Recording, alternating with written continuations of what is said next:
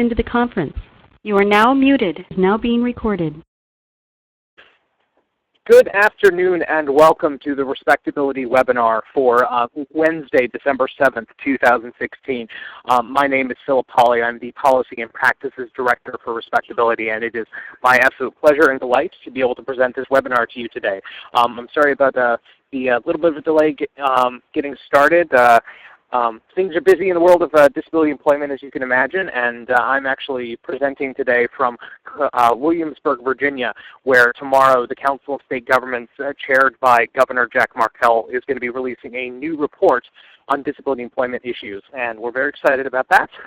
But today we're going to be talking about really one of the most important and transformational programs out there in terms of youth employment for people with disabilities, and that is the Bridges from School to Work program supported by the Marriott Foundation for People with Disabilities. Bridges is a really remarkable program that is very employer-focused, it is very driven, and it is very impactful in terms of the long-term employment outcomes that it is able to achieve. I'm delighted to be here with Tad Asbury today, who's going to be presenting.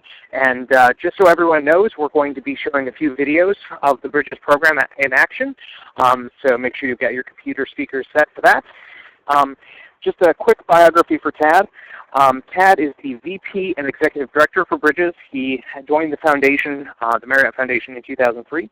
And in this role, he oversees and directs the Foundation's operations, ensuring adherence to its mission, its underlying principles, and the achievement of established goals and objectives. He has been a really remarkable leader, very compassionate, and very, very successful. And it is my delight and pleasure to be with him today. Tad, please take it away.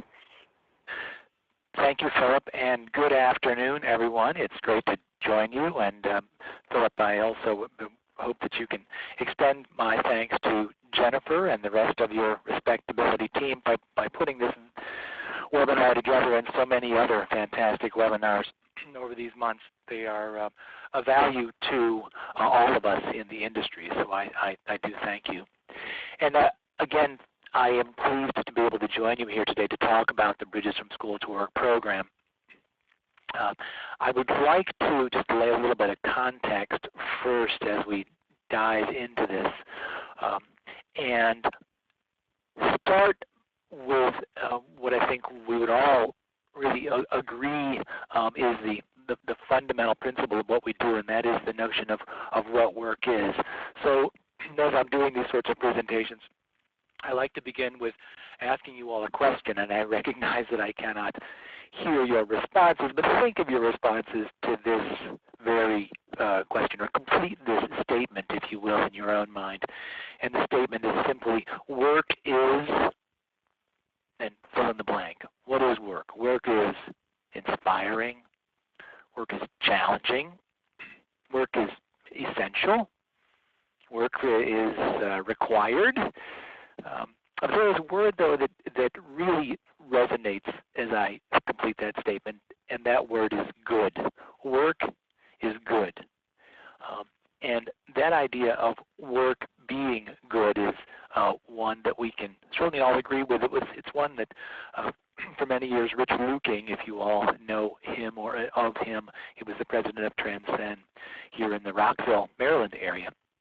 And that was often something that he began his presentations with. Now he's since retired, but I take on that mantle, and I do this for a very specific purpose in focusing on the value and the goodness of work. I'm also reminded of, in thinking of work and what it does for us, of a wonderful quote that was in the Wall Street Journal a number of years ago, about written by a gentleman who is now an executive with a media company. But of a summer job, when he was much younger, he says this, and I'll just quote what was in the paper that day. He says, as a boss, I realize that summer jobs don't have to be gritty or humbling to make an impact. But for the summers that I was on the job as a janitor, it taught me the basics of all employment. You have to show up every day, on time. You have to appreciate everyone around you. You should acknowledge and then learn to deal with the pecking order in the working world. You have to exert yourself in ways you may not have learned in school. And you often have to do things that have nothing and everything to do with your career and your life ahead. I love that quote because I think it underscores this idea of value, the value the work has. And I would suggest to you today that I think all work has value.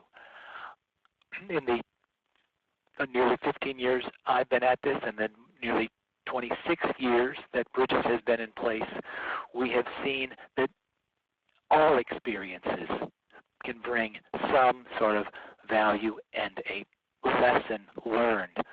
We would believe and suggest that I'll say here today that we don't believe there is such a thing as a dead-end job. There are things that can be learned from any and every job that we can hold. And that the best work experience, the very best way to learn about work and prepare for work is work itself. Ideally competitive, integrated work. As a young person is getting started in the world of work, a great notion to keep in mind is that of working early and working often, getting involved in summer jobs, volunteer jobs, mentoring opportunities, shadowing opportunities, ultimately competitive integrated work, but work itself is good. With that as a segue, I would like to share with you a short video that's only a couple of minutes long, and it is the story of a young man named Stephen Chu in our San Francisco, Oakland offices.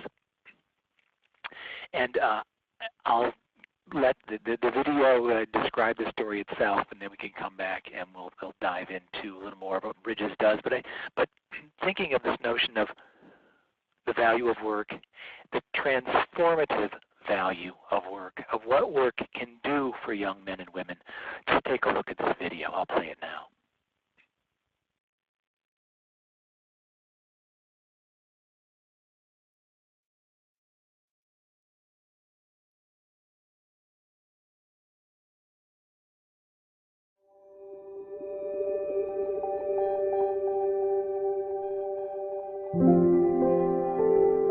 Some people assume I'm shy when we first met, but everything related to school is very difficult.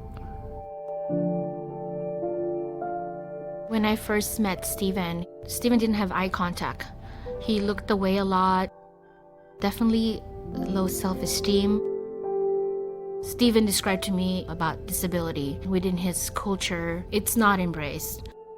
He's pretty much on his own. He said it was a sense of relief finding Bridges, having people that believe in him. He didn't have to do it alone anymore. The San Francisco Zoo job came up, and I picked up the phone one day and said, I think this is a perfect match for you. Stephen's never missed a day of work. He's got this great attention to detail that makes him really great to work with. He's a good example for new people to follow. When he first got here, he was very timid, didn't say anything. Now he's really communicating with everyone, says hi to everyone in the morning. He's part of the family.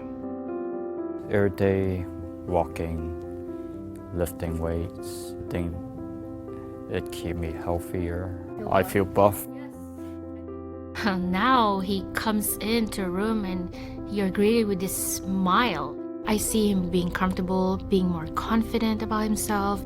He comes up to me one day and just asks if he could start learning to prep, and I tell him, we'll teach you how to prep if you can get fast in the dish pit. And within a week, he turns around and becomes the fastest dishwasher we have now. I hope wherever I go, Stephen's gonna follow me. Even to this day, he says, I can't believe he didn't give up on me. He has a really good heart. He is so dedicated. I mean, how can you give up on someone like that? For the next 10 years, 5 years, my goal would be family of my own, to own a house. He said, can you help me learn how to book flights? I want to start traveling, which is amazing. We don't know what the future held, but I know Steven is going to keep moving forward.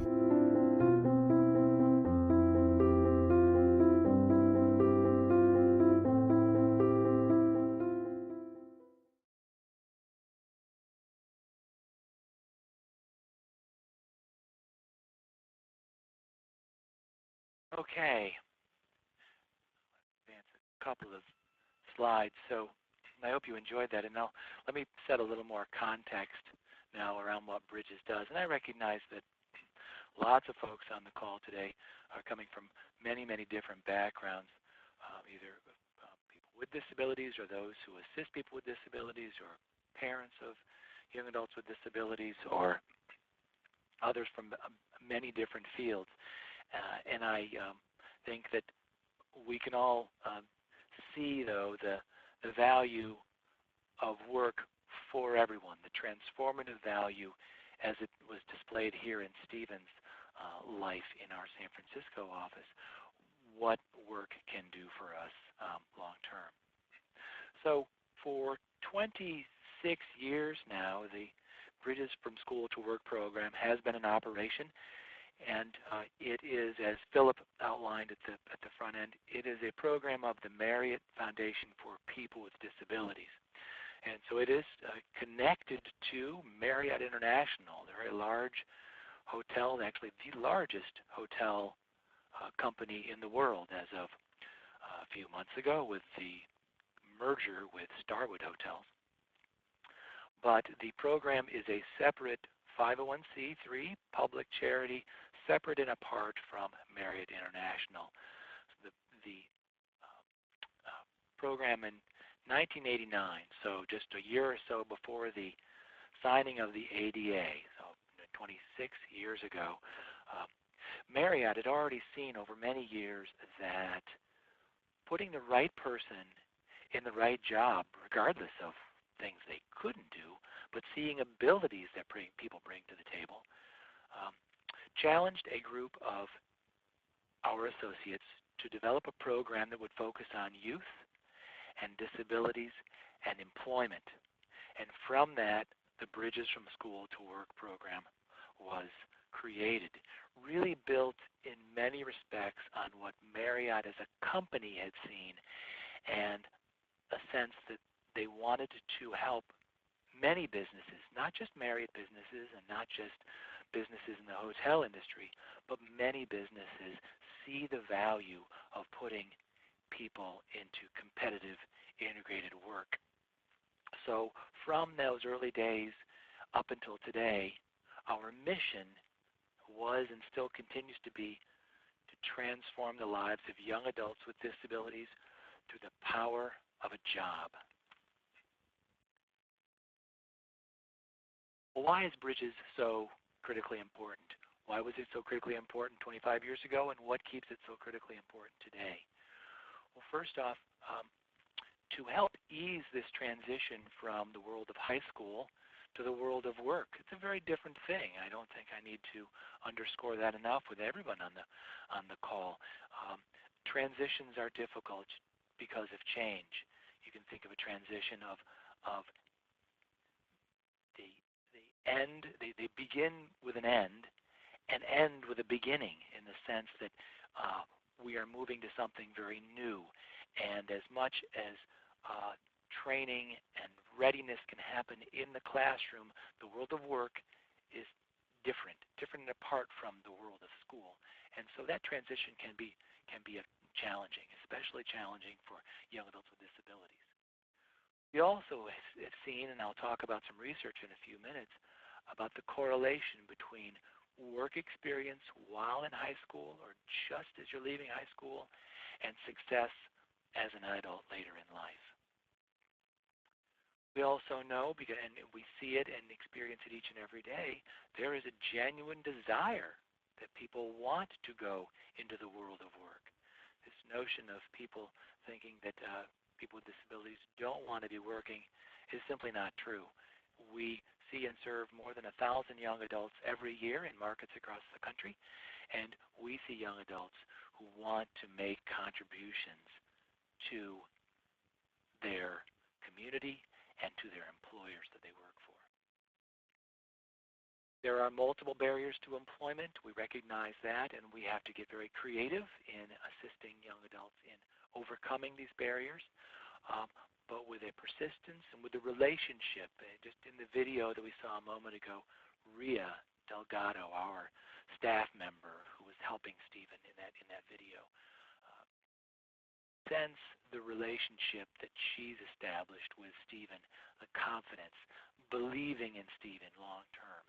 That's the kind of confidence that we all need, honestly, in the world of work, especially critical for young adults with disabilities. We're also trying to make sure that we help to stem the tide of what you might call disconnected youth, youth who are neither in school nor in employment. This group of youth between 16 and 24 years old, numbers in the millions who are not in school or not working, and youth with disabilities are 3 times as likely to be disconnected. So to stem that, we want to ensure that young adults have a good platform on which to build their careers and their lives in the world of work. We also know, and I'll talk about this a little later too, and that is that employers are equally eager to find entry-level workers who can get a job done. And we'll talk about this several times, the idea that Bridges is really an employer-driven program. In fact, we call our frontline staff, people like Rhea, who you saw in the video, they are employer representatives. Well, you think, well, aren't they there to really help and represent the youth? Well, yes, but, and the but is important because the best thing we can do for a young adult, we believe, and this is now born over 25 years of experience, is that if we satisfy the needs of the employer in getting their job done, then that can be, in the end, the best thing we can do for the young adult. And we've done this time and time and time again. The trust that we gain from employers who say, bring me more young adults like Stephen. Look at Stephen's boss in the video that we just saw a moment ago. And he says, everywhere I am going, I want Stephen to come along with me. Now, is he saying this because he likes Stephen? Perhaps, but likely because Stephen is such a great worker. He can rely on and depend upon Stephen to get a job well done. That's what employers are looking for, and that's been the focus of the Bridges program from the get-go.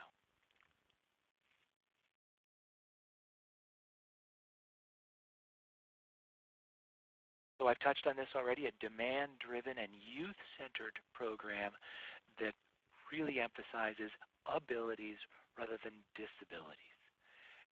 There aren't any employers, or maybe very few who are in business for very long, there aren't any employers who hire people for things they cannot do. Employers hire people for things they can do. And so that is no different in anywhere. So to the extent that we can help equip the young adults we see and serve, and in your roles, from wherever you all are coming from, you do the same to emphasize the abilities and that a young adult can bring to a job to get a job done. That's the best case we can make for successful employment for the youth long term. Properly matching these young adults with the job needs. We often in our space and our frontline staff talk about identifying pain points that employers have. A pain point might be a need that is not being met by their current staff. And if properly identified, it can potentially be a great opportunity to slot someone into that job to help the young adult and, as I said, critically important, help the employer meet that need at the end of the day. And then for us, a hallmark of the Bridges program is long-term support. So it is tremendous to see the job readiness and training happen as young adults begin to understand what it means to go into the world of work. And it's great to see them placed into their first competitive position. Sometimes we help replace them in a second or even a third job. We also love to see the young adults advance in the position. The first big piece of that is retention, ideally long-term retention. So 90 days on the job is great, but that's really just a milestone, isn't it? Work goes a lot further than just 3 months. So we monitor the youth we serve through 90 days, 180 days, or 6 months, 270 days, 9 months, or up to 365 days post-placement. We're tracking and monitoring the habits that are forming in a young person's life, habits that will help them significantly in their life of long-term employment throughout their working careers. So that's an emphasis that we've been holding since the program began in 1989, and we still use it today. Okay, I'm going to show another video. I know I sort of delved right into the middle of what Bridges is, and I suspect you may have a number of questions. I hope that this video, it too it's short, but I hope that it gives you a little sense of what Bridges is all about, and then we'll come back and I'll dig into more of the details. So bear with me for a moment as we start our second video. And again, it's not very long, about 1.5 minutes. And I'll just interject for anyone who's having any difficulties hearing the videos, email me and I'll send you the links directly. Thank you. Thank you, Philip. I appreciate that. They're also, I should say, they are on YouTube.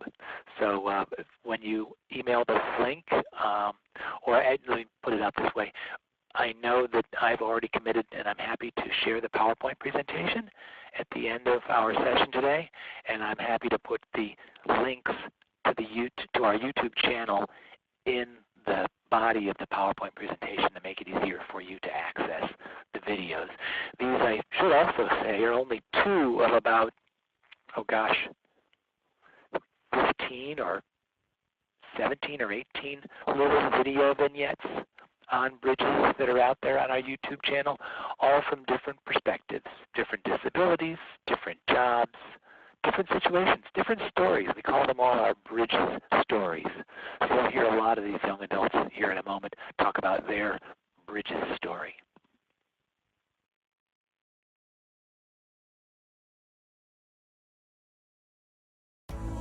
My name is Deshaun Harris. Hi, I'm Gianna Jackson. My name is Sal Suarez. I'm from Dallas, Texas. I live in Washington, D.C. I'm from Chicago. I live in Los Angeles. And this is my Bridges story. I have a bone disease. I walk with a crutch. Dyslexia is like a second language almost. I learn slower than others. Bridges helped me get a job at the National Constitution Center. I am a host and a visitor service staff person. Without Bridges, Alex wouldn't have found that inner spark in him. When I got the job, I was excited. And there isn't a greater smile in the world when I hand him his check, and it's like, awesome. I love surfing, swimming, teaching swimming. I love dogs. Hey, Jumba. I've been with UPS about 13 years. Thinking that I was gonna be able to work at a big company at UPS, it was almost an impossible dream.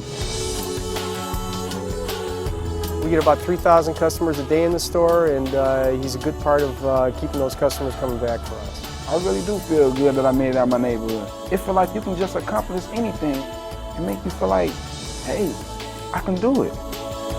This is my Bridges story. And this is my Bridges story. This is my Bridges story. This is my Bridges story. Ready for what?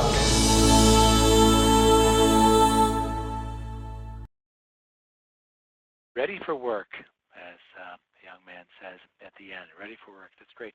And one of my favorite quotes from that video is the comment by the employer for Levi. And Levi is a young man who works in the grocery store. And he says, Levi, there are 3,000 customers coming through our doors every day. And he, Levi, is a big reason they keep coming back. That's what we mean by an employer hiring someone for the things they can do. And it just makes associates like Levi very proud with what they do. Now, does that mean that Levi stays in that position forever? If you'd like to, perhaps, but probably not. For most of us, if not all of us, will get many jobs over the course of our lives. But if we begin to instill those values of work, and we can help employers see the value of hiring people with disabilities because of the things they can do, we're all better off, much better off long term. So this next slide is just a snapshot of an infographic, I think they call these, of our results over the years. And we're proud of this because we take very serious the expectations that if we serve youth, that we will help those youth grow on the job. Remember, I said that I work for Marriott International, a big company with significant expectations to make it successful long term. And so metrics and measurement are very important to the company, and they're equally important to our foundation and to the program that we operate. So we're pleased with the results we've had so far over these 25 years and the 21,000 young adults we've served. I also like this slide because I think it tends to point to the impact of what can happen when young adults are on jobs long term, what it can mean for a community. I just did some calculations here of the numbers of youth we served in 2015. I'll need to update here these in another couple of weeks for 2016. But you can see the number of youth we know, at least there's numbers of youth who hit 90 days on the job or 6 months on the job. And well, what sort of impact does that mean? Well, if you look at the number of youth who've stayed at least 90 plus those who've also stayed 180 days on the job, and we know the average wages that youth get, $9.10 an hour at 25 hours a week, pretty straightforward number of hours per week to start for someone who's never worked before. And the $9.10, by the way, is an average taking into account the wide array of minimum wages that are out there, from $7.25 some areas to as high as $15 in other areas. And we have youth in all of these markets working. But at any rate, it can translate into $5.2 million in aggregate taxable wages the young adults are earning and putting right back into their communities. They're, in many cases, they might be one of the primary breadwinners in the family, so the wages they're earning can help pay grocery bills or pay utility bills. In many ways, giving back into the communities that they come from. This is the power of a job for a young adult, for the employer who hires them, and for the community they come from. Here's this quick snapshot of the cities that we operate in. On the West Coast and the East Coast primarily with Chicago and Dallas thrown there in the middle, but Oakland, San Francisco, Los Angeles, Dallas, Chicago, Atlanta, Washington, D.C., Baltimore, and Philadelphia. And we continue to look for opportunities to grow into new markets. We're currently in dialogue with the city of New York and with some folks in the Boston market too, as well as Fort Worth.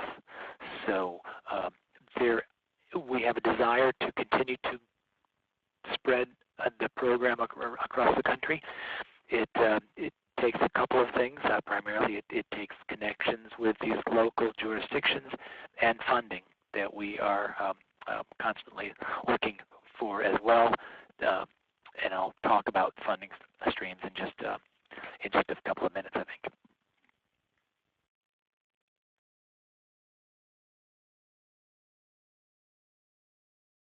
This is a snapshot of the youth we serve by age and gender, and you can see most of the youth we see and serve 19, 20, 21 years old, but we can serve youth up to 24 years old now, especially under the Workforce Innovation and Opportunity Act, WIOA. but for the most part they tend to be 19 to 21 years old, just as they're coming out of high school, as they're in their last year of high school, just about to matriculate out. The split between male and female is a little more males than females. That's been the case for at least 25 years. And disability type, primarily learning disability, followed by intellectual and emotional behavioral disabilities, and other. And the other is a big piece of the pie. Perhaps we need to cut that into smaller chunks now. The youth we serve on the autism spectrum continues to grow, but excuse me, it's also important to note that in our services we tend to focus the services on youth with learning disabilities or other developmental disabilities. They tend to be youth we see and serve because they are not bound for some post-secondary education or college, but that work after high school is an ideal next step for them. That's not to say that college may not be there for them at some point, but for many, work is a tremendous place to get started. And we see a number of youth who, with a specific learning disability, don't necessarily have other sources of funds that are assisting them, so they may or may not be on SSI or SSDI. We do see and serve youth who also are beneficiaries of those programs. We are an EN, or an employment network, under the Ticket to Work program, for those of you who might have that question. So we will serve any and all youth, to be honest with you, as long as there is a genuine desire to go to work and an ability to work in a competitive, integrated environment.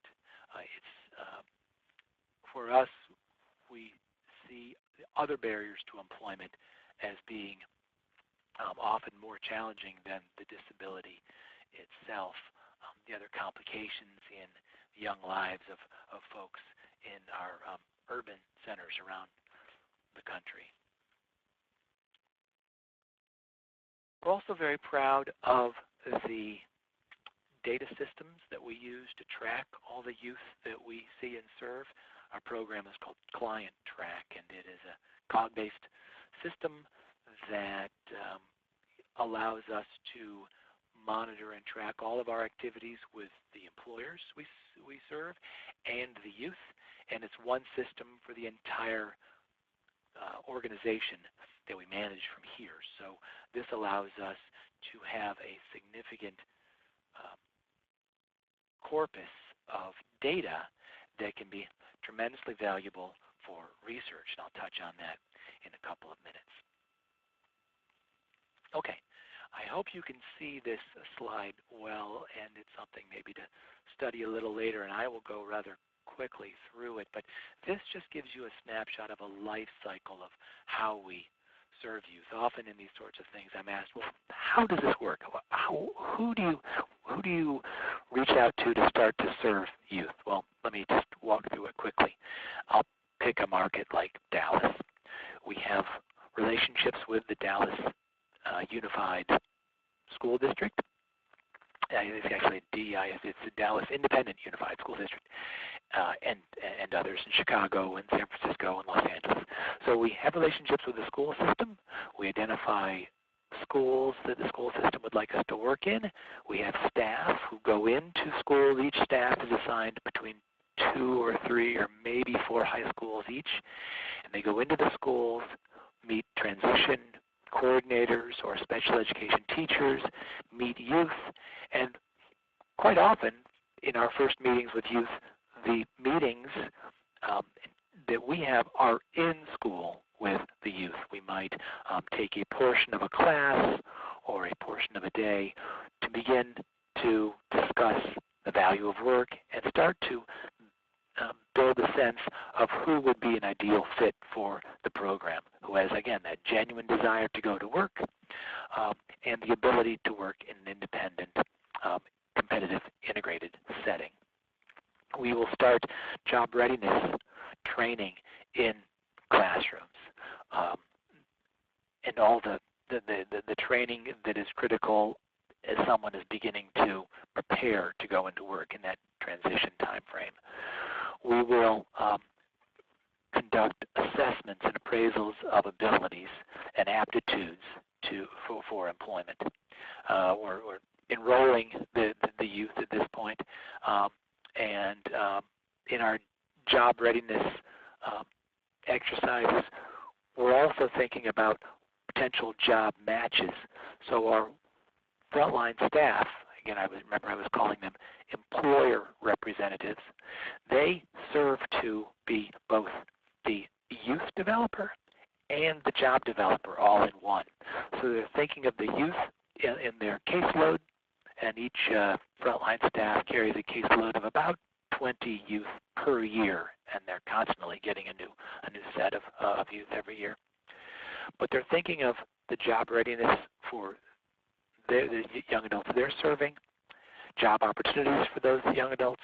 They're also in dialogue with their colleagues in our offices. We have an office in each one of these cities in an office building. It's not in a hotel, but in an office building, let's say in downtown Dallas. And that is also important because when the young adults come into our office, there's a sense they're coming into the world of competitive work, where it's a professional environment, and they conduct themselves accordingly. Ultimately, we will help to young adults with travel training and begin to go into the interview process with employers or potential employers. There may very well be online job applications that need to be completed, and an interview, and ideally a placement, a job placement, and that can be a thrilling experience for the young adult and for us. That doesn't stop, as I said, our intervention, however. That just, we begin to pull back our intervention ever so slowly, because the relationship we want to now see develop is between the new employee and the company they're working for. So in that job retention and follow-up time frame, we're following up with the young adult, and we're following up with the employer to see how that relationship is going. And at some point, we will close out that case, and the whole process starts all over again.